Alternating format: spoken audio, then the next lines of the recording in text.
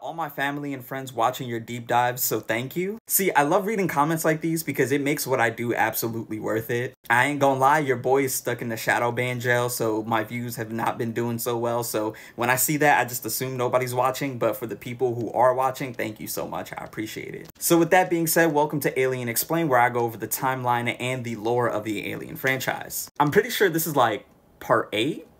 Yeah, part 8. So last time we talked about the prequel to the video game Alien Isolation, and in this video we are actually going to be talking about Alien Isolation. So the story starts off with this character right here. Her name is Amanda Ripley. See, Amanda had a problem. Come here, let me tell you something. If her last name sounds familiar, that's because she is the daughter of Ellen Ripley, the main character of the original Alien movie. The video game is set 15 years after the disappearance of her mother. So when Amanda grew up, she became an engineer. And more specifically, she worked in the space sector where her mother disappeared. Obviously, that's a trauma response. She is actively looking for her mother, and being in that sector where her mother disappeared is the closest thing to being with her mother that she has. One day while Amanda was working, she was approached by this man. Correction, he's not a man, he's a fucking android. His name is Christopher Samuels. So Christopher approaches Amanda and says, hey, we've gotten a transmission from another ship called Sevastopol. Now remember, Sevastopol is the ship that we were introduced to in the prequel comic book. And Amanda's like, what does that have to do with me? And he basically says the transmission is the last words that your mother says before she disappeared.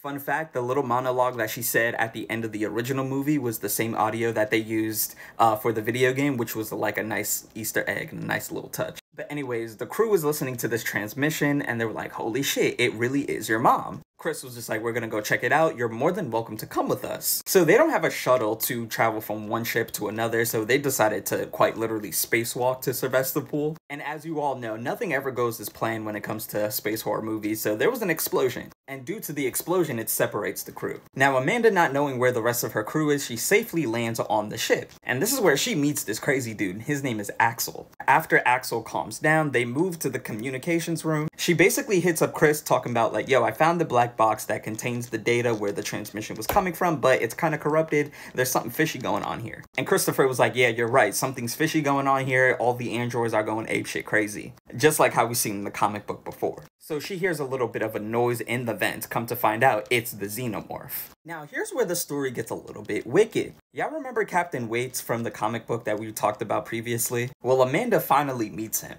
And long story short, he basically explains everything that happens. I'm not going to go over specific details because of, you know, spoilers, because it is kind of a plot twist. So long story short, he basically explains why there was a xenomorph on the ship and why the androids are going crazy. So they basically come up with a plan. They were like, you know what, Amanda, you're going to lure the xenomorph on the other side of the ship, and then we're going to blow up that specific part of the ship. But his bitch ass decided to trap her on that side of the ship with the xenomorph for some reason. So while being trapped in this specific area of the ship, she decided to take a very calculated risk to jump her back to the other side of the ship. Now, this is where I speed up the story a little bit because your boy has to go to work in literally like 5 minutes. But long story short, she ended up killing the xenomorph that was trapped on that sector of the ship that she was on before going back to the rest of the crew. And by the time she gets back, she's met with the character named Henry Marlowe. Long story short, Marlowe was the one that found the transmission of Amanda's mom. And in the transmission, she openly states that she blew up the ship to get rid of the xenomorph. Now, the xenomorph that Amanda killed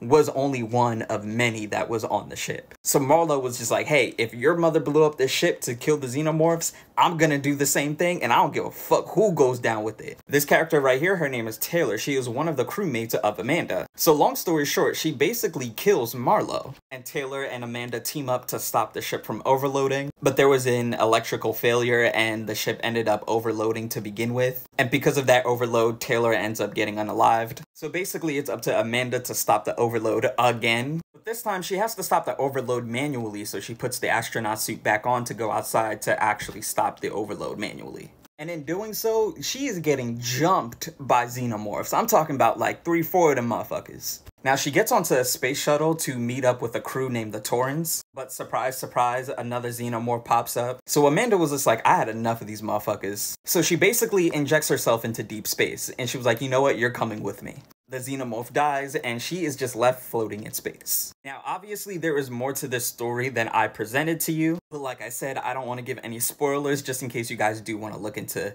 watching the story of the video game. Now, I know a lot of you are only casual consumers of these franchises, You're probably thinking to yourself, I don't want to have to play a whole video game in order to interact with the timeline. So my only tip and advice is to go on YouTube and type in Alien Isolation, all cutscenes. There are so many YouTube videos where they only take the cutscenes and put it together so you could just watch the story so you don't have to play the video game, which is very convenient if you ask me. But anyways, thank you for watching. I'll see you in the next part.